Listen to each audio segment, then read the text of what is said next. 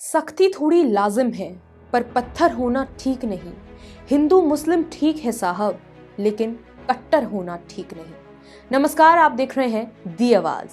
राष्ट्रीय सुरक्षा सलाहकार अजीत डोभाल से ऑल इंडिया सूफी सजदानशीन काउंसिल से जुड़े 20 धर्मगुरुओं का डेलीगेशन मिला। मीटिंग के दौरान धर्मगुरुओं ने देश में कट्टरपंथी ताकतों से शांति और सौहार्द के खतरे पर चर्चा की। डेलीगेशन ने एनएसए के सामने इस बात को भी रखा कि किस तरह से दरगाह शांति और भाईचारा बढ़ाने में अहम भूमिका निभा रहे हैं। मीटिंग के दौरान ऑल इंडिया सूफी सजदानशीन काउंसिल के चेयरमैन सईद नसरुद्दीन चिश्ती ने कहा कि सरकार दरगाहों के वेलफेयर के लिए कदम उठाए। सईद नसरुद्दीन चिश्ती ने कहा कि सूफी कल्चर के जरिए ही देश में फैल रहे कट्टरपंथ से निपटा जा सकता है। ऐसे में सरकार सजदानशीन और सूफी कल्चर को प्रमोट करे। मीटिंग में लगातार बिखरती जा रही मुल्क की गंगा जमुनी तहजीब को बचाने पर भी चर्चा हुई। आखिर क्या है ये गंगा जमुनी तहजीब जिसे हिंदुस्तान को बचाने की जरूरत है? दरअसल गंगा जमुनी तहजीब, जो कि गंगा और यमुना दो नदी के किनारे बसे हिंदू और मुसलमानों के लिए प्रयुक्त होता है। गंगा जमुनी तहजीब में नदियों के नाम का इस्तेमाल केवल इलाकों में रिहायशी के आधार पर ही किया गया है, आस्था के आधार पर नहीं। इस तहजीब का सीधा सीधा अर्थ लगाया जाता है कि हिंदू मुस्लिम की ओर और मुस्लिम हिंदू धर्म की आस्था मान्यताओं का सम्मान करे।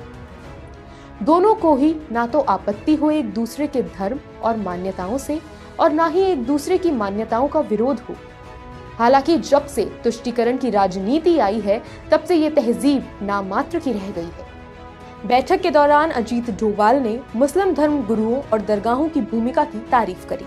आपको बता दें, वक्त वक्त पर एनएसए अजीत डोभाल मुस्लिम मजहबी रहनुमाओं से मुलाकात कर मौजूदा हालात का जायजा लेते रहते हैं।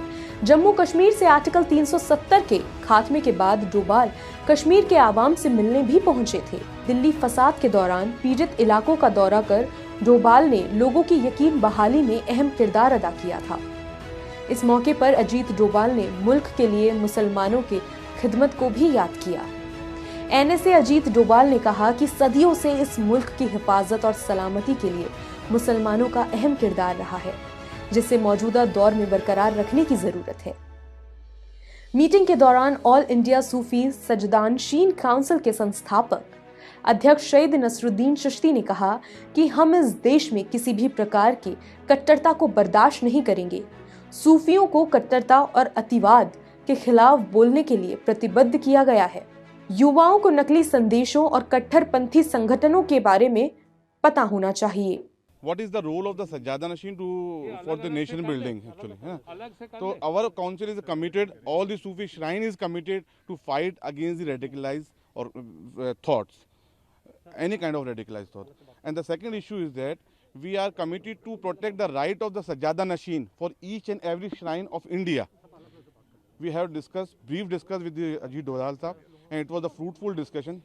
He ensured us he will do the betterment of the Dargah development and protection of the right of Sajjadanashin, and we are committed to him. Yes, we are standing against the radicalized people. We are not allowed to our youth to spoil their futures to contact this kind of the organization, to become the member of this kind of organization. We do not allow them.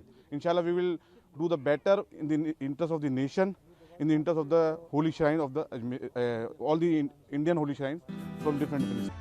अब सवाल ये उठता है कि NSA Ajit Doval क्या फैसला लेंगे और कैसे इसका हल निकलेगा, क्योंकि कोई भी पूरे हिंदुस्तान में कट्टरपंथी नहीं चाहता है। सब चाहते हैं कि सब भाईचारे से रहें, सब प्रेम से रहें और सब में आपसी प्रेम बना रहे। जो भारत सालों पहले था, वो भारत आज भी कायम रहे। इस तरह की अन्य अपडेट्स से जुड़े रहने के लिए देखते रहिए दी आवाज। नमस्कार।